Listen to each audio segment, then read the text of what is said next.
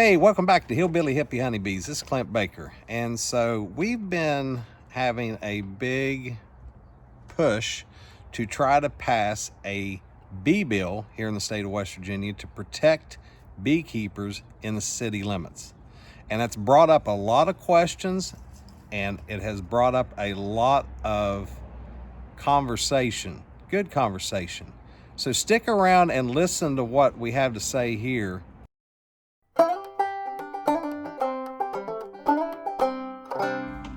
Where we're trying to get a honeybee bill passed through our state legislation. And the bill will actually protect people within the city beekeeping more so than anything. And that's a good thing. We've had a couple cities locally here lately pass ordinances banning beekeeping in their towns. And so that's brought the issue up, and we don't want that to spread throughout the state. We want people to be able to keep bees in their backyard. And so it has brought up a lot of questions. And if you're a legislator in the state of West Virginia watching this video, we want you to vote yes on that bill come this legislation term coming up here next month. And we want you to really consider the repercussions on if the bill does not pass, or passes with saying that you can't keep bees within the city limits. That will really hurt everything that we've tried to do in our state to get people interested in keeping bees, to get honeybees repopulated, and all that. So we currently have state laws that will cover all that, and so I'm gonna go over some of those. But it has been bringing up a lot of questions from folks that don't keep bees and they want to keep bees. And the first one that has been brought up, there's been multiple questions, and I think what we're going to try to do is cover those questions over the next few videos. All right, but what the biggest question has been is, can I keep bees in the city? I'm somebody who lives in the city. Can I keep bees in the city? Guess what? I live in the city. My brother lives in the city. We're beekeepers. But there are some things so yes, you can, right? But there are some things you need to know and find out. So one, you need to check with your state and local laws. Okay, so you want to check with them, make sure that you follow those state and local laws. All right, right now we've got some cities that say in the state of West Virginia that say you cannot keep bees in the city limits. You need to follow that until further notice. Okay, you want to check your HOA. Make sure that you can keep them within where you live. You may not be able to. I don't know. Some will, some won't. Also, if you rent, check with your landowner, talk with your who you're renting from, and see if you can keep bees there. All right, that's something that's very important that you do. Also, you want to talk to your neighbors. Talk to your neighbors and see, are any of them deathly allergic to honeybees? Now, there are 3 different types of venoms for bees, so you want to educate them, right? One, I'm allergic to bees, as you all know. I'm allergic to the wasp family. So you have the wasp family, you have the hornet family, is that right? And then you have the honeybee family, and all 3 have a different protein, and it's a simple blood test to check and see which one is that you may be allergic to. All right, I'm not allergic to honeybees, and I'm not allergic to the hornet family, but I am allergic to the wasp family.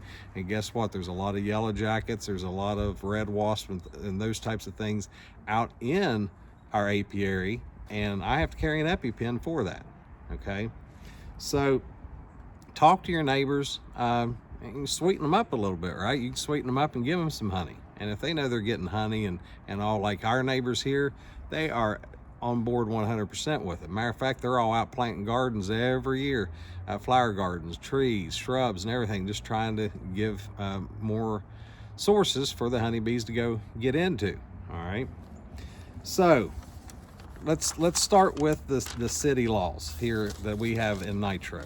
Basically, Nitro, West Virginia, where I live, they follow the state laws, okay? And they allow us to keep bees here. As a matter of fact, as you all know, by following our channel, we work with the city of Nitro to have a teaching yard down next to our senior center. They have a small community garden down there that they use, and we also, there's an old FEMA lot that we've put a teaching yard on, and it's busy every year teaching homeschool kids and other, you know, veterans and things of that nature. So check with them. Our city, our mayor, our councilmen and women, they love the bees. They do. We're very green, it seems, here in our little town. We call it, it's kind of like Mayberry. So check with your city first. All right. Check with your state. All right. And I'm going to give you some of the state laws here for the state of West Virginia. All right. And it's very important that you follow these. All right. Now this is not all of them. You want to get online to the West Virginia Department of Agriculture, and you'll want to check all this out and make sure that you're following everything. Okay. So the first thing you need to check is how big is your lot. All right. How big of area inside the city do you have? Can you keep them in an apartment? You sure can, if your landlord allows it. Okay, you can keep one hive or two hives right out on your balcony if you want. But again, you need to check with who you're renting from. There's people who keep bees on top of apartment buildings and things of that nature. So just check, make sure. But if you have, in the state of West Virginia, if you have less than a half an acre, you can only have 4 colonies. So less than a half an acre, you're only allowed to have 4 colonies. If it's a half an acre and more than a half an acre or less than an acre, you can have up to 6 colonies. So half an acre up to an acre, you can have up to 6 colonies. All right. 1 acre or more in the city limits, you can have 8 colonies. All right. And you want to try to keep that in there. All right. Try to stick with the 8 or whichever one best fits your needs. Now, outside of the city limits, if you've got more than 1 or 2 acres, you can keep as many as you possibly can have, but you want to look at your resources around there and make sure that it will support the bees that you do have. All right. So again, state law inside the city limits, it says 200 feet in all directions from all property lines. Okay, so that means from your property line, your neighbor's property line, and all that. All right, it's going to be hard to do, but it can be done. All right, we've got some, I'm literally pointing right outside here beside the railroad tracks. We have bee hives right out there. Okay, you need to have a 6-foot tall fence around them.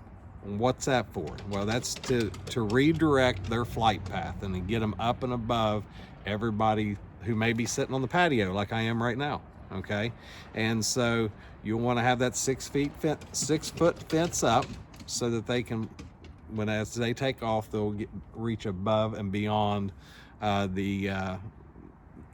anybody that might be standing or in the backyard or whatever of your neighbors. All right. You need to have signs warning folks there are bees being kept here. Okay, we've got a sign on that direction coming in, we've got a sign on that direction coming in, and of course just about everybody in our town knows that I keep bees so here, and I think the same with David down in the city he lives in. So it's not a huge deal. Tell you a funny story. Where ours are located here, it's right beside the railroad tracks, and my wife was sitting in her stitch room one day and she heard someone out back hollering, ouch, oh, ow, ooh, ee, ow, oh, right? And she walked out back here on the patio and happened to look, and there was somebody walking down the railroad tracks, and guess what? They were getting stung. And so they guess they didn't read the signs well, but that has cleared up a lot of railroad traffic, and that's from our police here. Our mayor and our police department love having the bees out there because it's really cleaned up on the people walking up and down the railroad tracks that shouldn't be out there. So, all right. So we got the signs. Let's see. You don't want to have them near or around within 50 feet is actually what it says in on our state regulations and laws. Within an animal that is kenneled, caged, tethered, whatever, to where the dog or cat or whatever can get away. And it could even be horses, in a small fenced-in area, or cattle, or what have you. But within 50 feet, you want to keep them 50 feet away, all right? Or make it to where, like our dogs, they run around out here all day long, and they eat the bees, and whenever they're out and about, and sometimes they even get stung, but they can go get away from them and all that. So, but 50 feet away from anything caged, tethered, kenneled, any animal that is like that. Or you're like us, and I'm in the doghouse all the time, so you probably want to keep them 50 feet away from that too, guys. All right, water source. We're supposed to have a water source. As long as there's something within, let's say, a mile or two, you're good, you're golden. But we still keep water sources out here for them. It can be just a dog dish with some rocks in it. It can be whatever you want to put in it, just to keep out there, keep it full, so the bees don't have to travel as far to get water. And so that's very important. Avoid open colony inspections.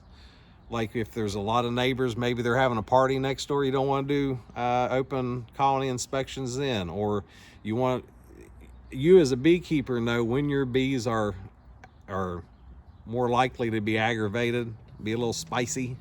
So you don't want to do it then. You want to be able to do it when they are not that way. Had to put her inside. She wanted to bark a little bit. So again, avoid inspections on your colonies during those times, maybe times of dearth, maybe times whenever you are, it's cloudy outside. You guys know the deal there. So always make sure that you are following that. Avoid buying bees that might have the potential of being Africanized. All right. And so that's why when someone asks David or I, where should I buy my bees? I would try to buy them from somebody local. And I don't mean somebody who goes down south and buys a bunch of them and brings them back up here and sells them. I mean somebody who sells them from their apiary to yours, all right? Most beekeepers, they get too many bees. Why? Because bees are good at making honey and making more bees. And so quickly 2 hives can turn into 30. And if you just get involved with a local beekeeper, a local association, you're going to be able to find bees from them. And it's going to likely be a whole lot cheaper than the bees you would have bought from somebody else, like a commercial or whatever. Anyway, I'm not saying all commercial buying is bad. Please don't think I am. There are many great people out there who sell bees nationwide, and so a lot of them are YouTube creators too, and I would buy for them as well. But just be careful. I heard one of our state people say one time, don't buy bees from way down south and bring them in here into the Appalachian. And so I get it. I understand why. Could be that's where your Africanized bees are going to be, if they're going to be anywhere. So be careful there. All right. If you do have bee colonies that are spicy or a little aggravating or whatever it might be, you may end up having to requeen the queen. Her temperament is going to be the one who, her pheromones and such are going to be the thing that distinguish what type of temperament's inside the hive. So if you need to, requeen the colony. We've had to do that before. We had to do that in our teaching yard. Wasn't a very funny story either. You can ask my brother sometime. He didn't like that story at all. But those are some of the West Virginia state law and regulations that we have for beekeeping on file. Now, like I said, we're trying to pass more legislation to protect beekeepers in the city. So let's do everything that we can to be good stewards and good beekeepers inside the city limits. All right, that's very important. Okay, it's very important that we do these things so that we don't have issues and lose our privileges. Right, it's just like anything else out there.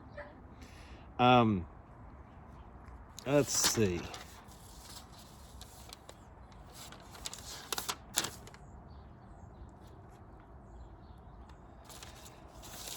All right, well, so that's basically it. I wanted to go over those things so that you would know that yes, you can keep bees in the city limits if you follow the state and local and your HOA and all those guidelines. You know, if your neighbor's keeping bees and you want to keep bees, it may not be a good idea to have them side by side. Maybe you guys could work together in your own yard. I'm gonna stutter here a little bit, but to where maybe you guys could work together. You know, maybe you talk with somebody who's got a little bit larger lot than you in the city, and that maybe they want to keep bees. There's just lots of ideas that you can do there. But again, the big thing is get online, look at your state laws, look at your maybe county laws, city laws and ordinances, and make sure that you're following those. That's very important that you do that because, again, we want to be good stewards and good beekeepers. All right. Again, with your neighbors, get out there and talk with them. Most of them want to help. Most of them want to be a part of. And so that's what I would recommend. All right. Again, we thank you for watching our channel, and we will be answering a lot of especially beginner questions that we've noticed that we've been getting a lot here lately. During this winter time, it's going to be a good time to do that. And so if you would, like and subscribe to our channel, please, and come on back and if you have any questions that you have for us, we'll try to answer them as best we can. Like, this is how we keep bees, not how everybody keeps bees. So, all right, well, God bless you, and we'll see you on the next time.